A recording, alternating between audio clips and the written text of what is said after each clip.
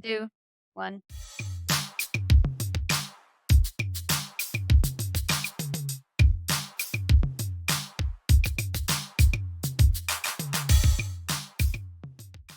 I'm Amir. I am one half of the Amir and Aleks team. This is our lovely coworker Ashley, and today we're doing some Q&A. Ashley's going to ask me some questions. Well, today, Amir, we're going to be talking about your favorite topic, you.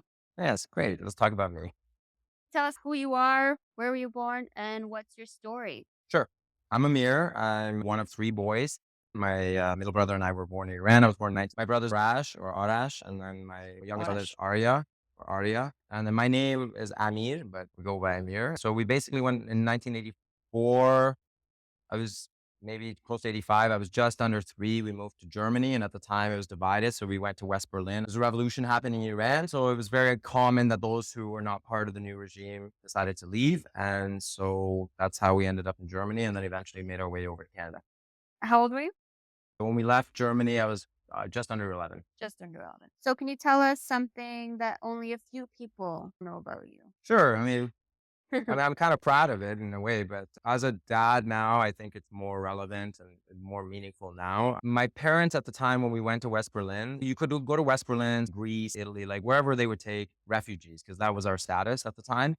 And where we ended up, like I have vivid memories of it. Basically a retired bomb shelter. The building itself was about 4 stories high. There was a communal kitchen at the very top. You lived with how many other families? Well, I don't know how many other families, but what I do remember is that it was called a Heim. It's spelled like Heim. And basically, and my mom, I remember take us up to the top floor where the kitchens were, like the stoves and stuff. And it was one stove for every 3 families. Each family was designated a space, like imagine an Yes. apartment, I don't know, 20 by 10. You had a bunk bed there, a little couch, whatever your belongings. And then you had a bathroom, but the bathroom wasn't like your stand-up shower or tub. It was basically just like a tiled space. There was a toilet and the drain on the floor, and then there was just like kind of like a hose set up. So when you showered, the entire room got wet. So I Yeah. remember as a kid, like being in there with my mom and my brother, and like she's bathing us. But as a child, this wasn't like a big deal to me. No, you don't think about No, it. you're just hanging out, like whatever. But now looking back, it's like every time my mom wanted to cook for us, she had to like literally lug all these ingredients. Then these little kids, up there, Upstairs. cook 3 meals because she only had the stove for a designated time. Right. Make sure she, took care of us while she's doing this, and then bring us down back into the apartment and then have the meals for the day. So the struggle wasn't really for us as children because you don't know what you don't know, and you're just kids, right? Yeah, So you don't know the difference. we lived there probably, I think, like 4 years or so. And so we ended up getting in like a more like a traditional apartment. My brother, Ari, my That's how. youngest brother, was born there. And I vividly So remember your mom was pregnant while living there. Ari was born in the Heim. He was born there. I remember when he was born. I'm about 7 years older than him. So I have really vivid memories of that. For me, I think it's one of those things I look back on. I'm just like, holy. But as a dad now, I have so much more at my disposal than my mom did. That just makes me kind of respect and be grateful for what she might have gone through. We should all be grateful for what our parents got. So, to switch gears, what are you most proud of, or should I guess? Do you know what my answer will be? I think Amir is most proud of his children. Yeah, I'm most proud of my kids. She as it may be. They are my greatest accomplishment. And, I always wanted to have a family, and I'm really blessed Until to they have. disappoint you. No, I mean, yes, every single day. But no, Benji and Ella are amazing. I'm really blessed to have 2 healthy kids, and I'm also really blessed to have a boy and a girl. Coming from a family of 3 boys, Yeah. I also didn't really have an opportunity to grow up with my cousins, unfortunately. But it's nice because I always kind of really wanted a girl in the family, and I've got my little baby Ella. Ella Bella. What's your next question? Next question. What would you consider is your favorite hobby? Right now? What do you think my favorite hobby is right now? Is it golf? Yes, it's golf. My buddy Mark got me kind of pretty passionate about golf. And last year, August, I was invited to play at some place in Niagara. I went. I guess you could say the golf bug bit me at that point. Golf's challenging because you got to find time to do it. But I promised myself, like during the off season, I'll just watch YouTube videos and try to maybe go to Sims at night. And so when the season started this year, put it this way, I booked a tee time for tomorrow at 5:40 in the morning. Crazy. So I'll be done 8:30. Doesn't interfere with my day or my family duties. If I'm doing something at 5 in the morning, I'm obsessed. Yeah, I love it. That's it. If I'm doing anything before 9 a.m., I have to really, really love it, or you're paying me to be there. I enjoy paying that early in the morning because you're literally the first person off the tee. Yeah. Nobody's in front of you. There's coyotes walking around There's and nobody they're in in front of you because nature. nobody wants to be doing that. Nobody's Honestly, I do like the night. Like I like the wee hours. One of the jobs had one time, I worked actually at a grocery warehouse. I didn't even know those were things. Think of it like a wholesaler. Okay. So the place that I worked at, I was like, I don't know, between the age of like 15 to like 18. I worked in the summers there, like 4 months, Mhm. and the winter breaks.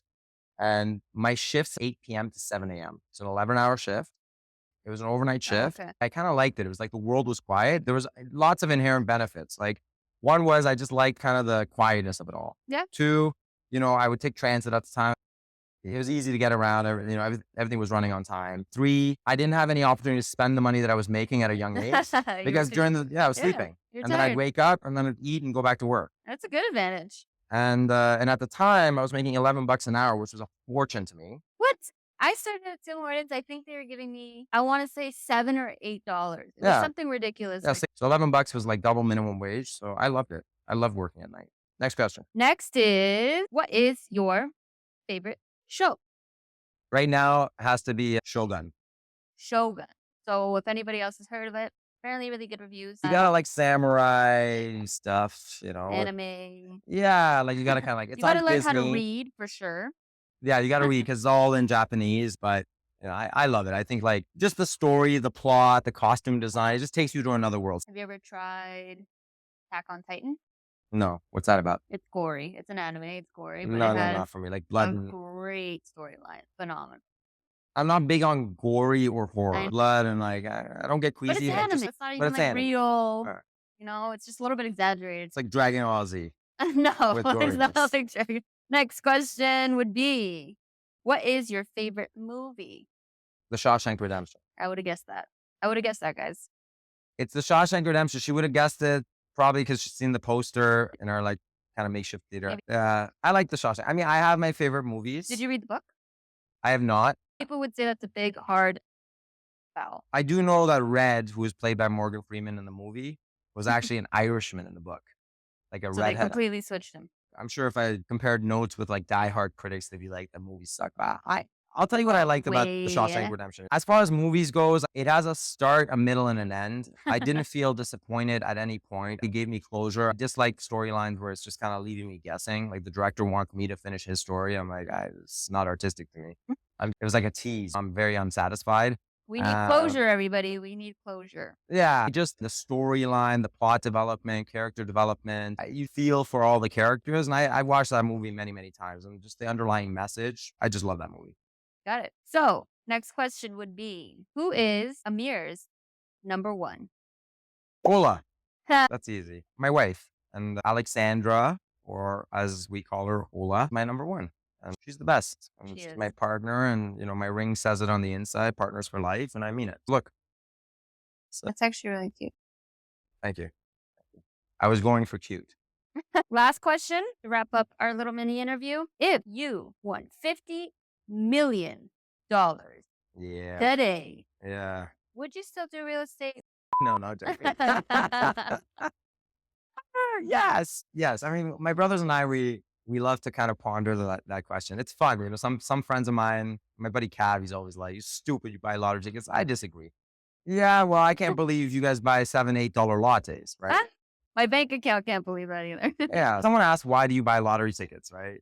Obviously, whatever your odds are, 1 in 40 million Canadians, the odds aren't great, but you don't buy lottery tickets to win. No, it's the anticipation and the That's content. What would I do? I still do real estate in some capacity or another. Grateful for the business we've built. It's not like we just turn our back to the people that have helped us get here. So that's Not those are everybody, at least. Some of them. yeah, some of you are gonna get it. But remember that 649 commercial? You know what No? I'm talking about? That was a genius commercial. Basically, the guy with like the drums, he's walking and in an office, and on one side says I, and then the marching band guy turns and says quit. Obviously, the idea is retirement. I think everyone has a different definition of it. My definition of retirement isn't doing nothing. And real estate isn't just a job to me. For me, it's a passion. I do enjoy working with people. I do enjoy putting deals together. I enjoy the complexity of certain deals that I work on. I probably more than likely still be in the industry in one capacity or another, maybe run the team, but also probably really dabble heavily into what I'm truly passionate about, which is development. And at that point, I could fund my own projects. So that would make things a lot easier. But what would be the first thing you buy? I thought about it. I probably sit on that thought for like a week. I just put the ticket somewhere. I know nobody, No, it's not a ticket. You have the money. What's the first thing you're buying? What have you always wanted? First and foremost, like I'd be planning for the people, my closest friends and family, and just really making sure they're okay. I don't need all that money. It could benefit a lot of people. Beyond that, I think obviously just pay off all, mortgages, debts, and then probably a cottage that I really like, Oh, there probably you on go. Lake Joe, hang out with the rich. I found out that they have basically a rig shop. I think it's part of like the car. What is it? No, One yes, car. the Is car that the thing. car thing? Yeah. Anyway, so they have a rig off, and people basically bring their massive yachts, and Hey, all they in do is have Monaco. all in Monaco, Yeah. and they just line them up and have parties. Yeah. I've been to And Monaco one time I when I never was been. backpacking, but I was definitely not part of the rich. I remember walking by the pier and Mhm. you had yachts, which had boats that looked like yachts.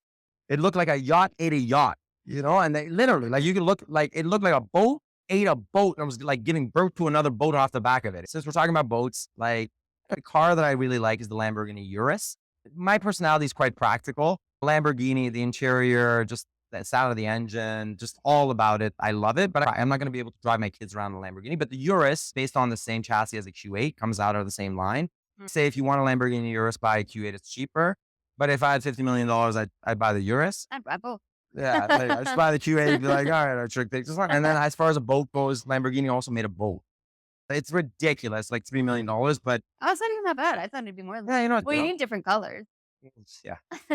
So yeah, I don't know what I would buy, but I would probably just kind of like think about what would benefit everyone, and just everyone can. Alright. I'd invest into something for certainly a big cottage that I really would like. I love cottaging. Something that friends and family can come and we can just have a wicked time together. But we're not losing you in real estate, so we don't need to worry about No, that. I'll help you 50 million or otherwise. Don't worry. Oh, well, that's all the questions I have for you today. Thanks, guys. Well, thanks for watching. If you have any questions, just DM us or comments below, whatever they DM say. us.